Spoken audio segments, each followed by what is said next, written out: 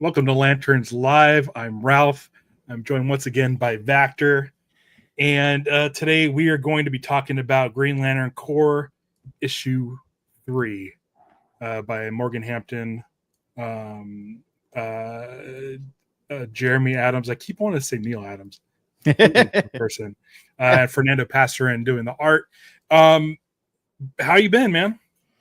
Excellent, man. Every week I grow in my greenness, my Green Lantern. Like I'm starting to shine brighter and brighter leading up to the Lantern show and all these great Lantern comics. So I've been doing great. How are you, sir? I'm doing great. You told me earlier that you have now completed the Green Lantern the Animated Series. I did it. Show. Yeah. Yeah. What'd you think? Did you start want to watching it like faster and faster as it went? Yes. And I kept getting more and more upset with myself that I had not finished it. So the last episode we recorded, I said, I'm going to have it done by the next episode. And so I was like trying to watch every night. I was like more and more and more. And man, Ralph, I think I thanked you before, but I got to do it again because this is something I was not interested in. When it came out, I was like, oh, this style. I don't like the 3D animation, the way they move, but the storytelling is amazing. This is fantastic. And this is now up there as one of my favorite animated shows of all time. Oh, great. Yeah, it is crude, but I mean, the story does like stand out. I think when we last talked, you were just about to hit the sort of halfway point, the episode Homecoming. I think you were going to watch the episode with the Thanagarians, which ties into this a bit. Yeah. So now that you've completed the series and where we left off, like, I mean, it's probably makes this issue specifically even better because they talk about Aya in this without saying her name. Yes. So you're like fully now like understand what's going on with Razor, with the exception of I believe it was Young Justice. There's one episode of Young Justice with Razor and Kilowog in it. Yes. But I mean, I don't think that is super important to this story. But I mean, it kind of is. I'll say it kind of is. But where we left off on Green Lantern, the animated series, it was Razor flying out into space looking for Aya and being trailed by a Blue Lantern ring, which is one of the, like, I mean, they were hoping for a second season. They didn't get it. But what a way to end a series on hope.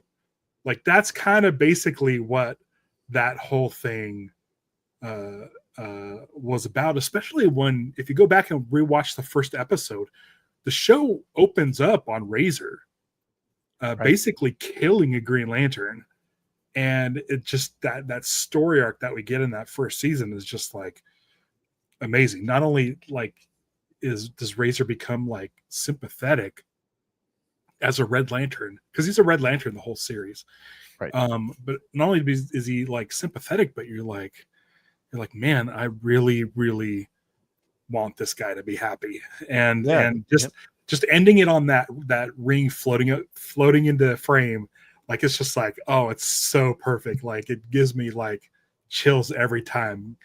So even though we didn't get a season 2, which I've heard that the first half of season 2 was going to be Sinestro Corps War, the second half was going to be Blackest Night.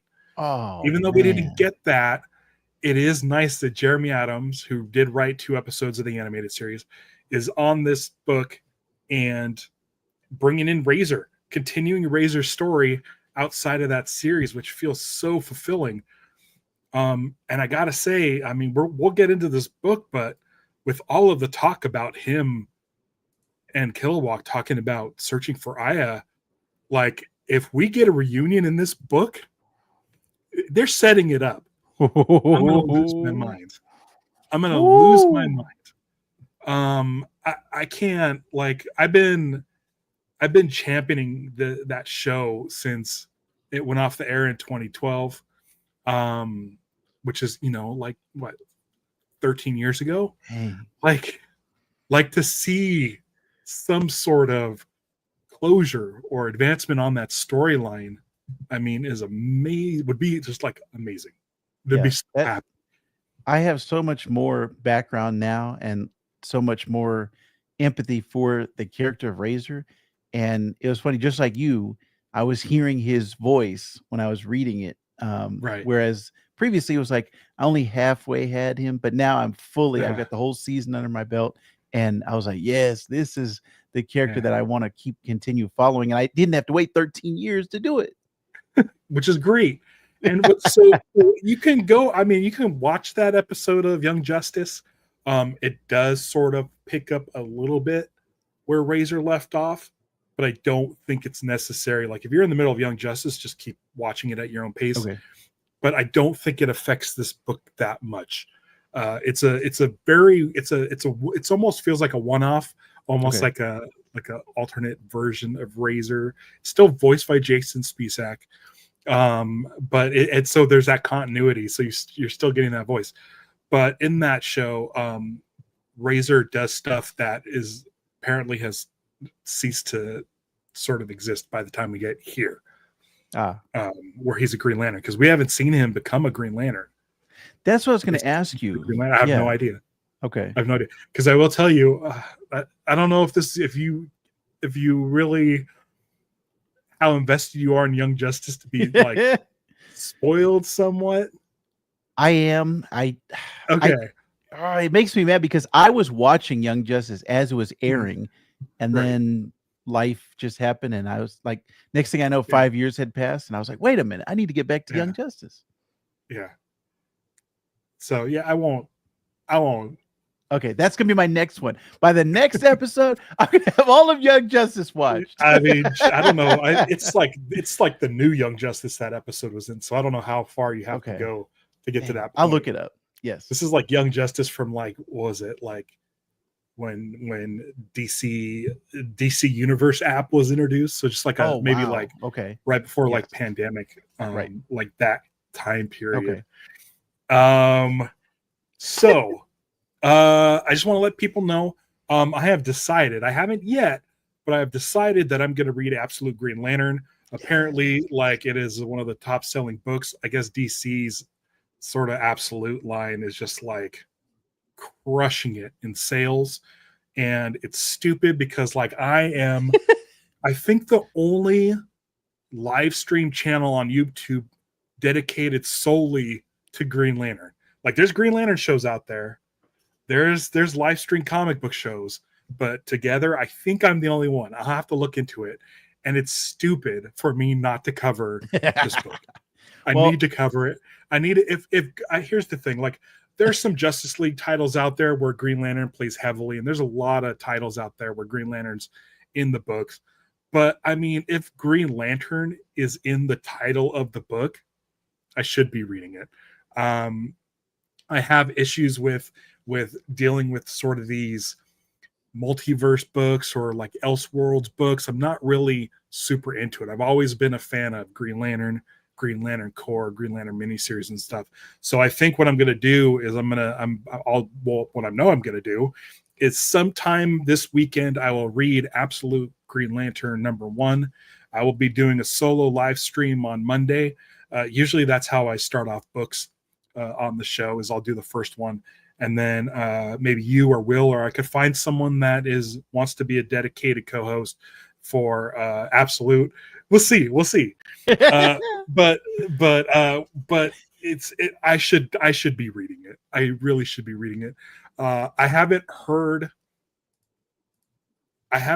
any of the story stuff, but I hear a lot of chatter on Reddit about what's going on there, and I get Google news updates for the keyword Green Lantern, and the headlines that I'm getting for Absolute Green Lantern, they're talking about a lot about what's going on with Hal, and I'm trying to avoid it, but it sounds like there's a lot going on and a ton to unpack. So Monday at 4:00 Pacific time, I'll be on here talking about Absolute Green Lantern 1, and if I like it, I'll just keep on going. And what's great too is today I went on my YouTube channel, on my homepage of my YouTube channel, under comic book reviews, It used to just be like every single comic book review that I've done on this show in order. I have now divided up into books. So if you're only reading specific books, go to that section and you can see Green Lantern, Green Lantern Corps, Green Lantern War Journal, and now Absolute Green Lantern. Nice. So I'm really like, I really feel like I want to almost make sure that this is a weekly show and not just rely on news showing up. So look forward to that. Yes. On Monday. Yeah. So cool. You want to get into Green Lantern Corps 3? Now you've been a big fan of this book so far, and you said it's like at the top of your list. You're really excited about it. What'd you think of issue 3? This was a great issue. It actually felt like the TV show to me. It felt like the animated series and almost like the end of an arc, like an end of a 3 episode arc. And I was rereading it right before we started recording this, and there is so much stuff that happens, like just the egg hatching and the origin of the Red Lantern. Like we talked about the heart being connected to the heart and that and the ship, and it was like all of this stuff is happening, and this issue is just like payoff after payoff after payoff. Every page I was turning, I was like, whoa, something else is happening, something else is happening. So I really like this. Might be my favorite issue so far. I agree. It's my favorite issue. So here's the thing with the Red Lanterns. I think last month we had this discussion about how in the comics originally their hearts were replaced with just rage and the power of rage. And we couldn't figure out what these suits were, if they were actually keeping them alive. People brought it up in the comments of that episode last month, saying that that whole thing has kind of been abandoned. It hasn't been mentioned since like the Jeff Johns era. So this issue, we get confirmation that that's still in play. The Red Lantern's hearts are essentially just replaced with pure energy rage. Almost, I would say, like a construct. Like it's the rage has consumed their heart. Their heart is no longer there, and they are using these devices to kind of stay alive, and they're feeding off Zelaya Zox's insane amount of rage that he has stored up to kind of keep their lifeblood flowing. Yes. Again, I can hear Tom Kenny when Elias is talking. I forget the name of the actor who played Atrocitus, but I hear that Atrocitus from the animated series. He was great. And it's one of those things where I'm like, okay, so this is kind of nice because they're getting back into Jeff Johns era lore, which was really cool. I was really happy to see that.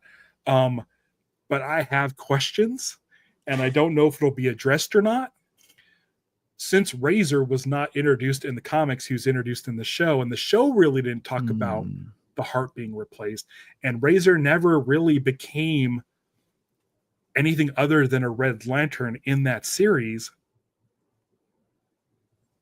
Like, how is that going to be brought up in the book? I'm excited to see how it's brought up into the book, because if we know they're talking about Aya, and we know he's now a Green Lantern, and we've seen him out of the Green Lantern outfit earlier in the Jeremy Adams run, like issue 1 or 2 of Green Lantern, when he visited Hal at Hal's sort of truck motorhome thing by the ocean. So if he can go without a ring and a uniform, then what's going on with his heart? And I'm hoping we get explanation. I don't know if Young Justice plays into this, but where we left off, 13 years ago, he was being tailed by a Blue Lantern. I feel like that feels like an obvious sort of fix. I don't know if the heart completely disappears, but like famously, the way the spectrum works is Hope, the blue Hope, extinguishes rage like really well. Like blue is really effective against red. So maybe the blue restored his heart. Maybe the love of Aya restored his heart. I don't know. We don't know. We don't know. But there's so much Razor in this, and they're spending, a lot of stuff. You said a lot of stuff happens in this book, and it does. And they spent a lot of time focusing on Razor and this person he's looking for. You know who it is. So like, are they going to do this? Are they going to explain that he was a Red Lantern? I would love to see some flashbacks taken from the animated series. Man. Razor is a Red. They mention him. We get to see Razor in the same room as Atrocitus. He's like, it's dude. So it's like this. It's a really good issue of a comic, but at the same time, it's giving me Green Lantern the animated series content. Like, it's so perfect. Yeah, and I think what's crazy is it works on that level, but also if you were a fan of the Justice League animated shows, which we talked about on the last episode, Justice League Unlimited and just Justice League, there's that connection and the nod to fans of that show with the John and Shaira relationship. Right. And there's a nod for those longtime fans, but it doesn't alienate new people. So that's the same thing with Razor. It's like it works on, hey, if you don't know anything about this character, or if you have that love of him from the animated show, it's working on that level as well as the Jon Stewart and Hawkgirl relationship. So there's two different animated things playing off of each other in this. So I'm loving that, and not hitting you over the head with, hey, if you didn't see it, this is what happened in the animated show. I think my dream episode of this show, I've already talked to Giancarlo Volpe, who was one of the showrunners for Green Lantern the animated series. He's an incredibly busy guy. But I told him, I said, hey, when you get less busy, let me know. I'd love to have you on the show. But I'm thinking now, like, have them on the same time and reach out to Jeremy Adams. And have them both together so we can have a nice big long discussion about Razor then and Razor now. And just because I feel like after the animated series ended, there was a life of Green Lantern fans on Tumblr who would do fan art of Razor with Aya, Razor in a Blue Lantern outfit, Razor and Aya in Blue Lantern outfits, Razor in plain clothes. Like, there's all this stuff. And Giancarlo Volpe, I think, did some drawings of what Razor would look like without his sort of helmet. He's got like white hair. That shows up in, I believe it shows up in the Young Justice. We see Razor without his headgear on. I think he's got like white hair. But it's one of those things where it's like these guys have this love for this character. Obviously, Jeremy Adams is like way into Razor because, again, there's so much time. And I know that like Morgan Hampton's also writing on this book, but I'm assuming like the Razor stuff has to be Jeremy Adams. It has to be. So I should probably reach out to both of them and see if I can't get them on an episode together, because I feel like there would be a lot of fun, because I'm not sure if Giancarlo is reading this run. But I think it was Green Lantern issue 2. I sent him a screenshot of Razor from that, and he's like, "Oh, what issue is that?" So I think having both of them on. I don't know if they're watching. I highly doubt it. This is a fairly new channel, but at some point, I'd love to have both of them on, specifically to talk about their time on Green Lantern the animated series and the characters moving forward in other properties. There's a Justice League.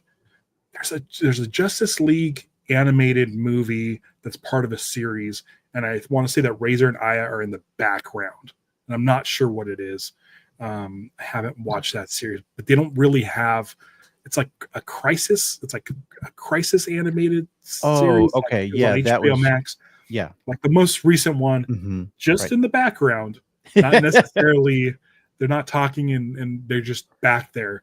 And that might be a Jim Krieg thing, who was also the other showrunner from Green Lantern the animated series. Probably like pop them in there. Like, it's one of those things that's I saw that, But I had no idea who Razor was at that point when I watched it. Oh, great. Go back and watch it. I'm wondering what color Razor was. Oh man, I should go back and watch that now. Oh, maybe I don't know. I know because yeah. Try to catch up on. Maybe just watch that Young Justice. I don't want to spoil it, but like I'm gonna say that Razor is not a Green Lantern by then. Oh, okay. He's definitely not a Green Lantern by then. So him being a Green Lantern is a complete mystery. Okay. Okay. So last month we had some predictions about what this egg-shaped thing was, and I think we nailed it. Nice. I think I might have mentioned that it was a giant hawk creature similar to one of the oh my gosh, I'm blanking on like Ion and Predator, one of the entities. Oh, yes. Like a lantern style entity. Mm-hmm. And we have Horus, which is, dude. That was a great splash page. This was rad. Yes. This was so rad. He's so giant, and you just look way over here, and you see like, that ship looked big. Oh yeah, it's a big ship. It looks like Star Destroyer size. Yes. Yes. Oh man, this is the coolest thing. I'm a big fan of the entities in general that run the power batteries. This thing is cool, man. This is like a living god that they thought was like the Thanagarians just thought was kind of a myth. But it's an actual living hawk inside the middle of Thanagar. Something I had predicted, something I had hoped for, and was still blown away by it. I'm a big fan. There's a shot in here where Hawk Girl is right in front of the eye talking to this guy right here. That yes, so you could see the scale. You could see the scale. Just amazing. And the coloring on this, like it looks like a liquid gold. Yeah. Man. Yeah. Yeah. Sherlock Shaw's in here. He said that splash page of Horus was dope. And I loved, and you know me being a Lost fan, I loved when Horus talked, it was hieroglyphics. Oh, yes. Yes. It was hieroglyphics. They do the translation on the bottom, but those hieroglyphics definitely reminded me of Lost. Yes. 100%. What a cool idea, man. What are your thoughts on all of this? Yeah, when I saw that, first of all, I had to look up Horus and find out like what was the DC history of the character, and I was like, oh wow, this is very interesting. I'm into mythology for the most part, and I like things that are Greek mythology, Egyptian mythology. Like I like a lot of those the gods and myths and legends.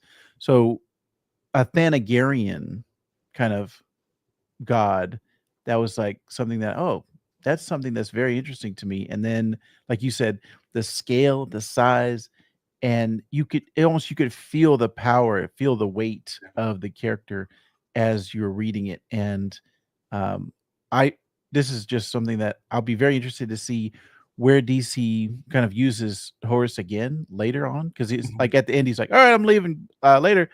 So I want to see exactly where he goes from here and what he does. Right. It should be really interesting. We don't know if Horus is a destructive power or a power for good. Is Horus an entity type of creature? Will someone be able to build a power battery around Horus? We've had gold lanterns before, but this is really cool. This was so much fun. I actually enjoyed this issue more than I did, I think, the previous issue of the Green Lantern main series. Oh wow, there's a lot of really fun action in this. I'm really liking it's really fun to see Razor and Kilowog teamed up with Jon Stewart. Yes, that's a fun thing. Like it will be cool if we do get a reunion, Hal has to be there.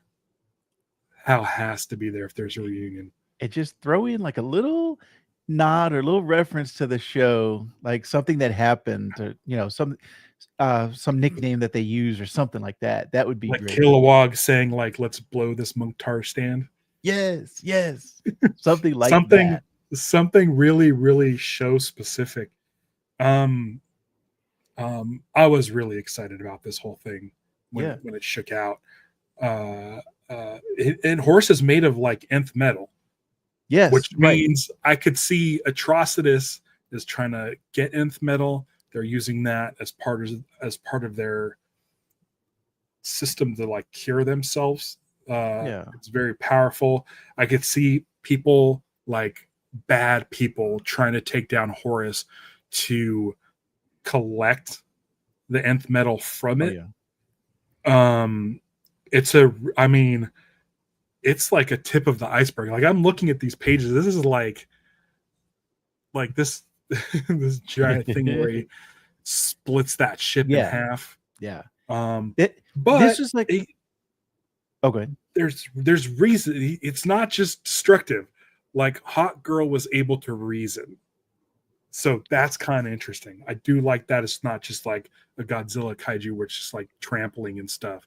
Right. So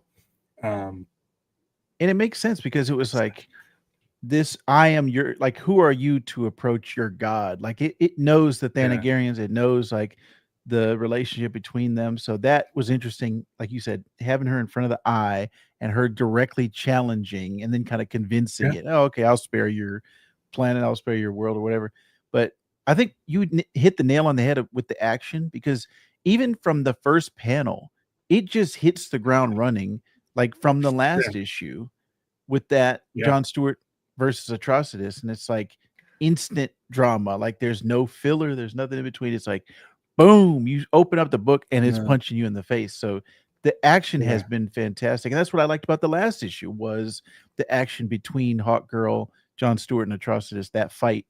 So they're hitting on all cylinders, and the artwork I think is very similar to like a Brian Hitch, and he did Ultimates, and like every panel feels like an action movie. I actually reviewed he did Superman The Last Days of Lex Luthor, which is another DC book, but like every page was like, man, this feels like a widescreen movie. Like this feels like a big time movie, and that's what I got from this art as well. It was like all of those splash pages. It was like, man, this I should be watching this on the big screen. And one of the things too is I find myself when I read a book that's action heavy and light on dialogue, I tend to just like blast through it. Yeah. These drawings are so great that like even like the egg sort of cracking open in front of the ship, like there's not like a ton to read there. There's like 3 balloons. But I want to look at it. Makes me want to look at the so dynamic. Like the ship is like kind of off its axis, and there's just rocks anywhere. And I like looking at these pages to kind of pick up on scale. Like if you could, like this page, right? It's it's a big egg and a ship. Cool, I get it. But like I'm so interested that I'm like, look at these. There's like little guys. There's like little tiny guys right there. And they look like they're not even close to this thing. So the scale is nice and big. The fact that the egg doesn't crack, it's sort of just like it oozes and morphs into the eagle is interesting, which led me to believe it's like kind of liquid, which would be like a T-1000 style like exoskeleton that's going to be hard to defeat if someone tries to defeat it. I don't recommend anybody try to defeat it. Seems like a bad call. Like a real bad call. This thing is massive and awesome and can like really, really take stuff down, including this Star Destroyer size ship. So, I mean, man, this whole horse thing is rad. I was thinking it was just going to be like a giant eagle, but this is like a half man, half eagle, like something you would see in hieroglyphics. Like you've seen it in like Stargate and stuff. So that's really cool that they're making Thanagarians sort of have Egyptian lore. I like that. Because I'm not super familiar with the Hawk people, so I'm not sure if that's been injected in there before. But I like this take. I like this take a lot. Mm-hmm. Who would have thunk that inside the middle of Thanagar was a gigantic egg holding a hawk, and their outfits are in honor of this god. So that was cool, and I felt kind of I don't know if you're a fan of the Eternals movie, but kind of the celestial. Oh, in that movie, there's like a celestial that is inside of Earth, and it's like it hatches, and his hand comes out, and they freeze it, and it just stays there, and it's like, why? And after every movie after that, it's like, why is no one talking about this? Yeah, and then I've seen it on like New Rockstars and Screen Crush and stuff, like in the breakdowns, and I'm like, I need to watch Eternals, but like, it seems like the coolest thing about it is this giant sort of thing in the middle of the ocean. I like it better than a lot of people do, but I kind of my baseline for MCU movies, I think, is higher than a lot of people. So I like the team aspect of it, each character, how they were different from each other. But that giant hand coming out of the ocean, it was funny because the Captain America movie that came out this year is like the first one that's actually referenced it and said, hey, we should probably go over there and look at that. And that's where they get adamantium from in the current, like the MCU, is from that hand. So I that's what I got, the vibe of Horus. Again, I feel like people should be mining this stuff. And I have a feeling people are going to try to get Horus and start mining some nth metal off of them. Nth metal is such a huge thing in the DC universe. So that I feel like there's going to be so many more stories now to be like, oh yeah, we need to go mine that egg, or like, what happened to the shell? Did they show it after he left? No, it like morphs. Doesn't it? It morphs into him. Okay. So it doesn't. So he doesn't leave anything behind. I don't think he leaves anything behind. Okay. Because I was going to say, it's goopy morphing, like literally a T-1000. Okay. Mixed with a Cadbury. You're right. Egg. Yes. Right. Yeah. Okay. Well, sometimes I guess if you want some nth metal, you're gonna have to go after Horus. He didn't leave any Cadbury eggs behind. So maybe a little like you can just hammer off a little.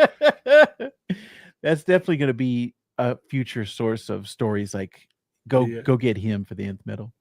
Yeah, I like the scene at the science cells where they have trapped Atrocitus and he is in their control, and essentially like keeping him in stasis because they know that his heart won't, or whatever is going on in his chest, won't sustain very long in there. So it's kind of cool that they're like holding him, keeping him in stasis until like they could find some sort of cure.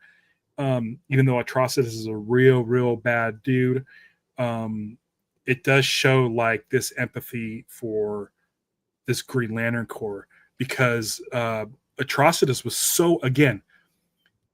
felt betrayed by the Green Lanterns. John Stewart was trying to explain to him, hey, listen, this time it was these United Planet Lanterns. Like it's a good way to show Atrocitus like, hey, we're not those guys. We're also not the Guardians who destroyed Yzmalt with the Manhunters, which was brought up in the series. It's really nice to like try to, I mean, Atrocitus is awful, but they're really trying to turn him around. It worked for Razor. Razor does have a moment with Atrocitus at the science cells. And it could be something where it's like nice that they're not out there trying to kill bad guys. They're out there and they're trying to like make a better universe through like rehabilitation, which I think is really cool. It looks like Bleeze was also caught. She's in a little tiny science cell right there. And I don't know the fate of Zelaya Zox. He looked pretty beat up, but I'm assuming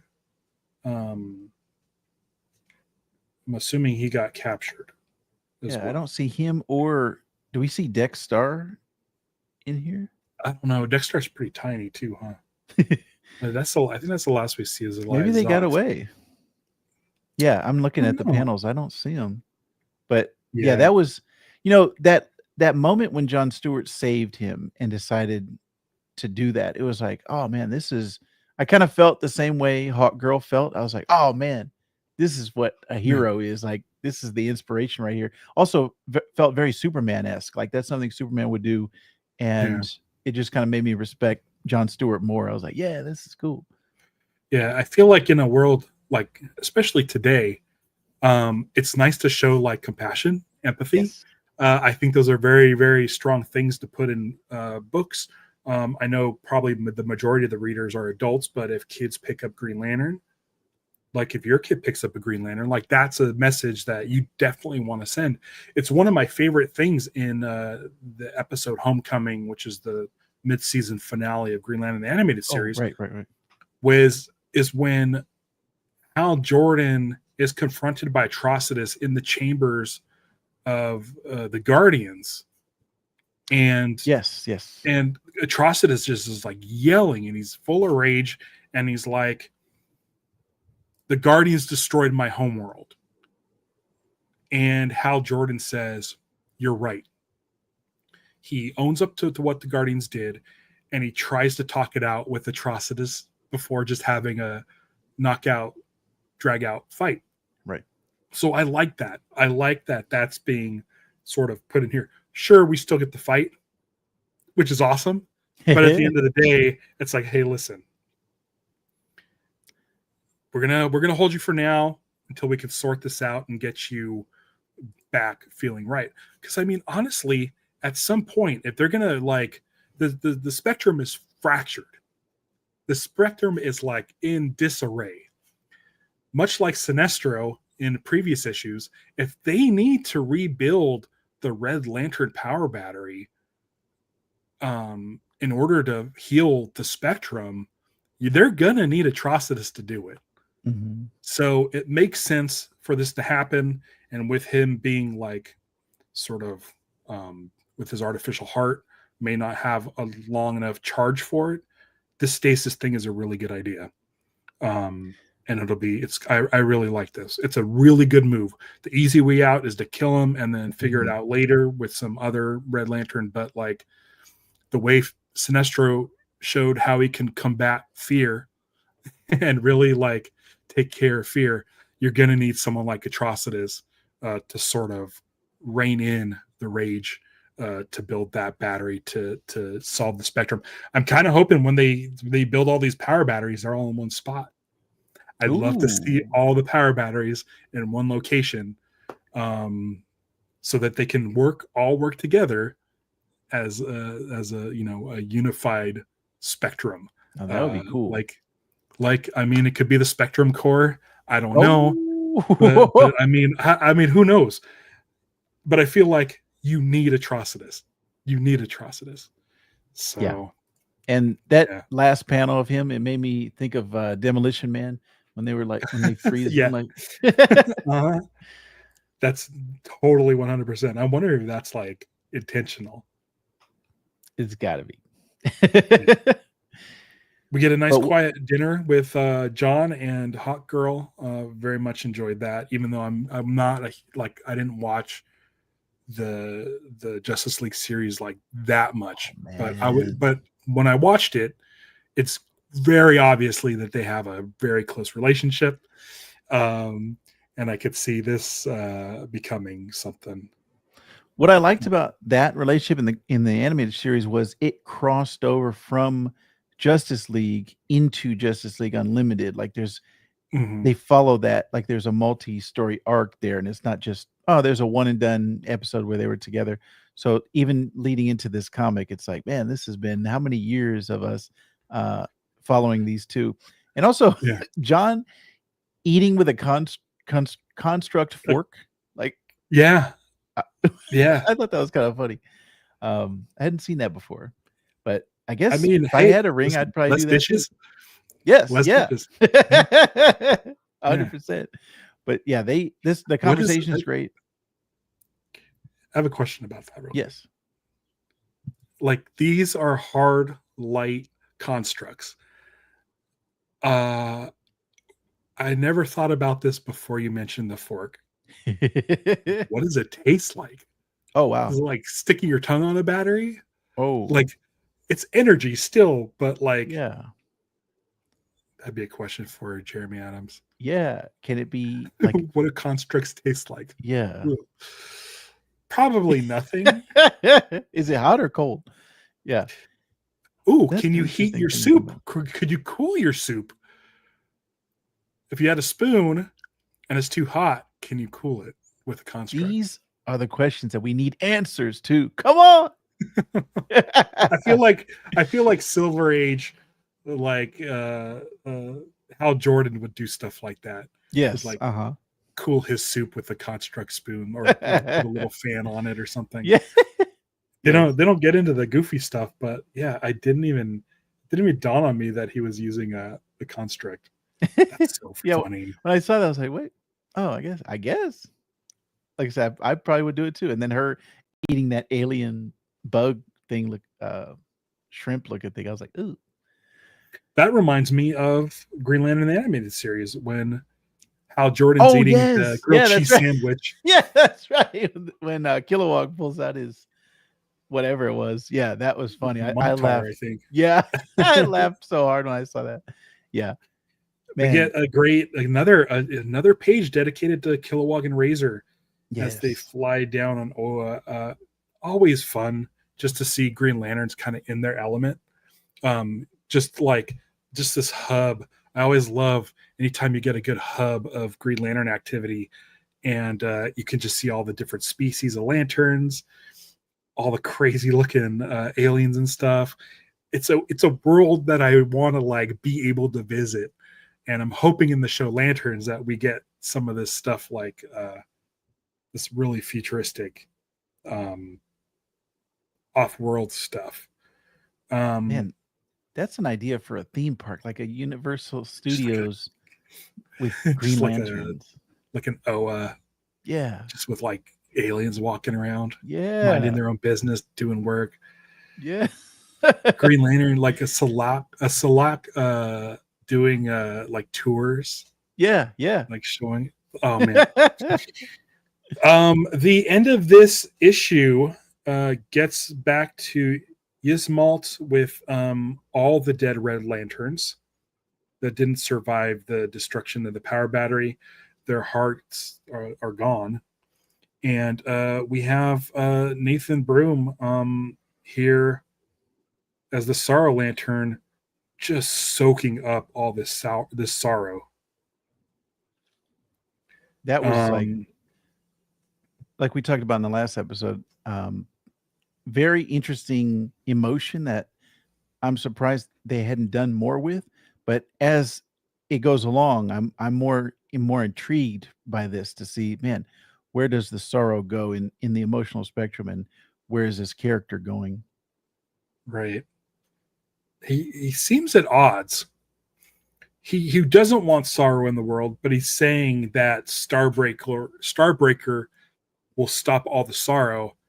I mean, does that mean like get rid of emotions, get rid of all life? Like it's a very haunting sort of message to end on.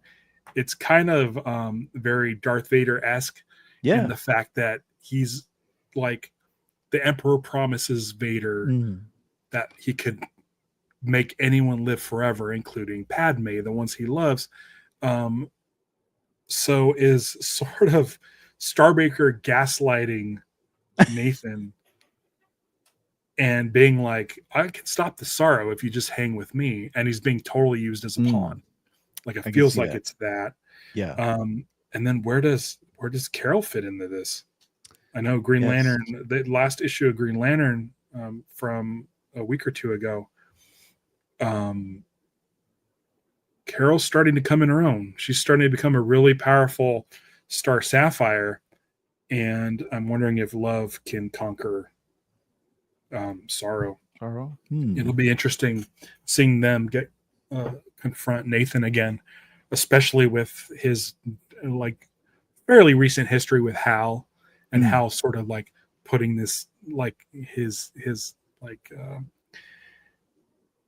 journey into the Sorrow Lantern, kind of starting that off by Hal sort of getting between him and Carol. So that'll be interesting to see as well. Man, I'm assuming we're going to get some crossovers at some point. I loved when the old Jeff Johns run and Peter Tomasi run on Green Lantern and Green Lantern Corps started stories, started interconnecting for some big events. That'll be interesting. How does Horus fit into all this? How does the rebuilding of the power batteries fit into all this?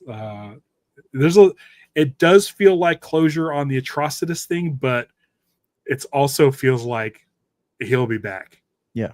It's like, it's one of those things where it's like, okay, you're just closing a tab for now. We'll get back at, we'll bookmark it. We'll be back there soon and see where that goes. Man, this issue is rad. I really like this issue. I think it is my favorite of the three so far. Yeah. Yeah. They really did a great job. Yeah. It's closing stuff. It's setting up new stuff. It's answering questions and giving us new questions. That's all I can ask for, like, what, 22 pages or something? Yeah. Wonderful. The art's wonderful. The writing's wonderful. I can't wait to talk about issue 4 next month. If you're available, we'll work it out, get you back on here. Do you have any more thoughts on Green Lantern Corps 3? I think, just like I was saying, every page there was something new happening. It was so densely packed. It felt like, man, I really got value out of this. Like, I got my money's worth for this issue. And like you said, 22 pages. Yeah. This was it's still $1 cheaper than the the main Green Lantern book. So that's always nice too. It's always nice. This might be the best value of any comic that's coming out right now. Great. That's awesome. All right, Vactor, let's do some plugs. Woo. Let people know where they can find you. Yes. If you like comic books, if you like Ralph, if you want to hear his origin story for Green Lantern, head over to @ThisComicCooks. That's my comic book show. And then if you're a Star Wars fan, if you're an Andor fan, we got some good season 2 stuff coming up on my Star Wars channel, which is @TrustInTheForce. Great. And my Star Wars show is coming back for Andor season 2. We'll see how that goes. It's tough because they're releasing 3 episodes at once or at a time. And I heard the run times are now out, and it's going to be like I don't think we could do our normal the very next morning at 9 a.m, especially since any day now James is going to be a brand new father, so that's going to be kind of thrown into the mix.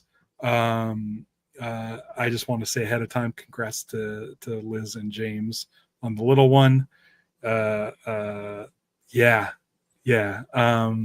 check that out at Live Action SW, Live Action Star Wars. And all right. Thanks for joining us. If you have anything that, any sort of corrections or omissions that we didn't talk about, just mention them in the comics or in the comments. This is a safe place. This is a fun place. This is a positive place. It is the home of Green Lantern positivity. And I hope that positivity continues on Monday when I'll be doing my review of Absolute Green Lantern. It looks like a weird one, man. I'm telling you, I'm not into like Elseworlds type of stories, but I mean, it's a big deal and I should check it out because I mean, if you look at like Far Sector, which was originally kind of an Elseworlds type of story, it was a Young Animal was the imprint. Yes. One of the best Green Lantern stories written in the past like 10 years. And so I'm glad I read it. So I'm looking forward to reading Absolute Green Lantern #1. And I'll chat with you guys on Monday. Vactor, thank you for joining me. Thank you. Until next time, beware my podcast. It's Lanterns Live. Bye.